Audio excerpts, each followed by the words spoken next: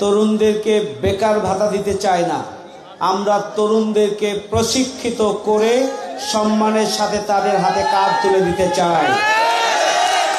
আমরা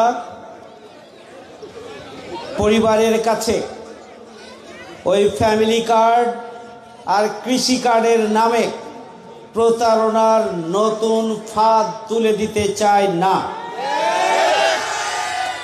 আমরা প্রতিটি পরিবারের কর্মক্ষম যুবককে, কর্মক্ষম প্রশিক্ষিত ব্যক্তিকে আমরা আগামী দিনে তাদের হাতে কাজ তুলে দিতে চাই, স্বাবলম্বী করতে চাই।